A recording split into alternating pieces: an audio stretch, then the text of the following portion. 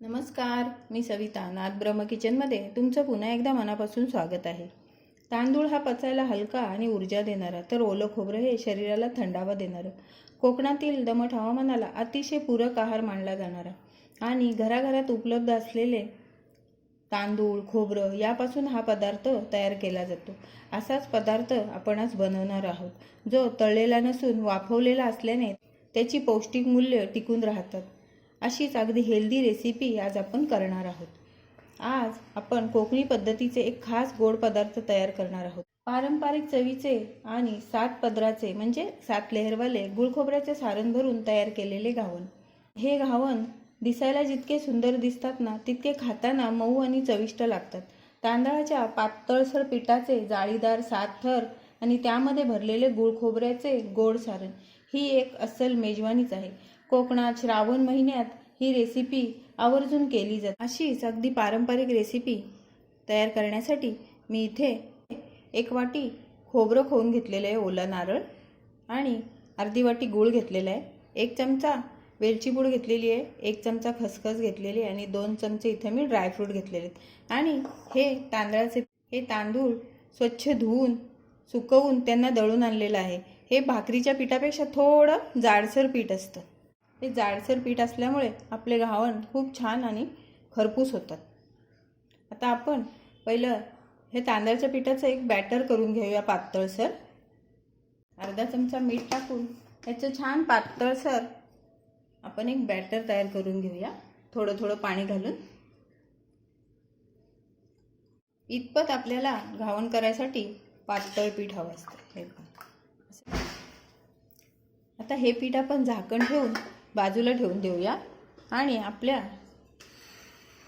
सारणाची तयारी करून घेऊया. सारण तयार करण्यासाठी मी इथे पॅन ठेवलेले आहे, त्याच्यामध्ये अर्धा चमचा तूप टाकलेले आहे. तूप गरम झाले, त्याच्यामध्ये आपण ही खसखस टाकून घेऊया आणि हे ड्रायफ्रूट छान आपण ते भाजून घेऊया. थोडे आपले ड्रायफ्रूट छान भाजून झाले, त्याच्यामध्ये आपण आता हे घेतलेले 1 वाटी ओलं खोबरं टाकून घेऊया.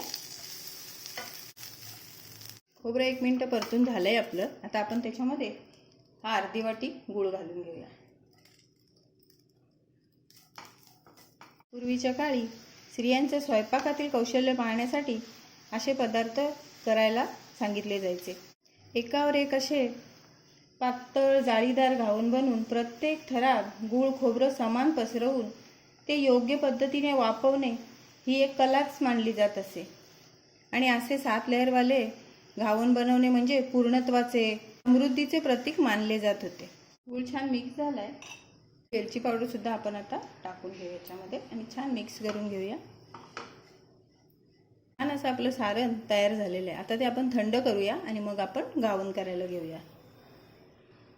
आपलं सारण छान थंड झाले, असं मोकळं मोकळं छान झालेलं आहे आणि पीठ सुद्धा तयार आहे. आता आपण घावन करायला घेऊया. त्यासाठी मी इथे एक पॅन तापायला ठेवलेला आहे. त्याला आता तेल लावून घेऊया आपण.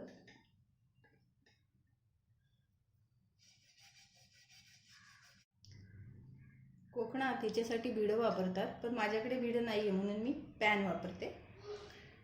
आता आपण छान एक घावन पहिलं काढून घेऊया. घावन तव्यावर टाकण्यासाठी ना असं काहीतरी लांब चमचाच घ्या, कारण काय होतं, तेला वगैरे घेतला ना आपण की आपल्या हातावर वाफ येते, म्हणून असं लांब असं चमचाच घ्या. तर झाकण ठेवूया. हा घावन छान झालेला आहे. छान तेल लावून घेऊया आधी. तांदळाचं पीठ ना लगेच खाली बसतं, म्हणून ते घावणं घालताना ना पूर्ण पीठ आपण खालून ढवळून घ्यायचे.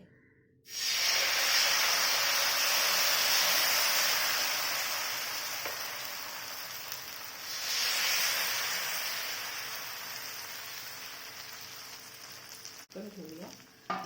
1 मिनिट झाकण ठेवून आपण त्याला वाफवून घेऊया.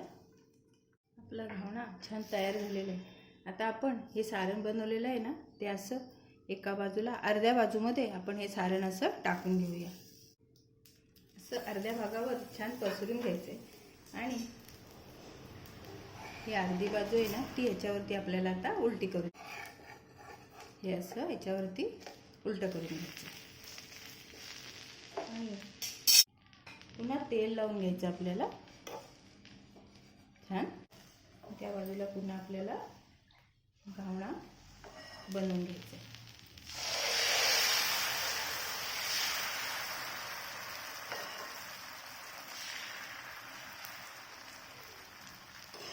पुन्हा झाकण ठेवूया.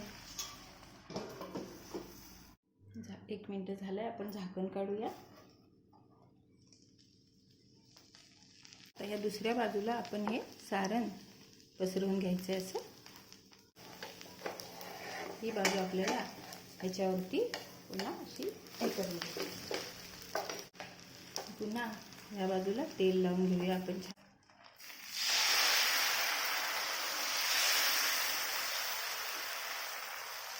झाकण ठेवूया.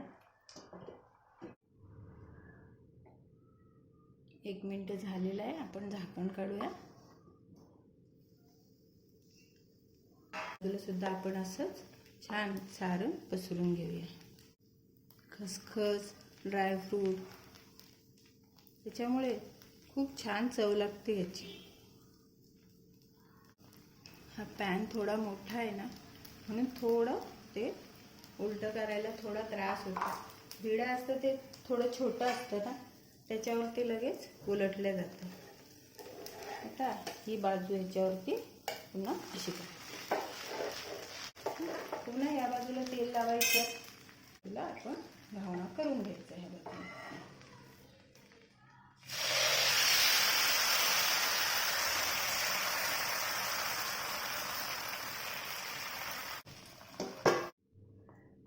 एक मिनिट झालं, आपण हे झाकण काढून घेऊया.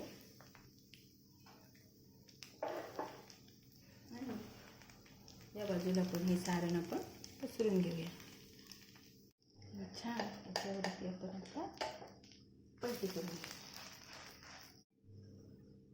आपले 7 लेअर झालेले आहेत छानपैकी. तर मी तुम्हाला हे थंड करून दाखवते. आपले 7 लेअर आपले छान झालेले आहेत. तुम्हाला कट केल्यावर दाखवते. तर ज्यांना 7 लेअर जमत नाहीत त्यांच्यासाठी सुद्धा मी एक सोपा पर्याय दाखवते. पॅनला तेल लावून घ्यायचं. पूर्ण तव्यावर एक घावणा करून घ्यायचं. झाकण ठेवूया. तुम्ही असं ह्याच्या एका बाजूलाच सारण टाकू शकता.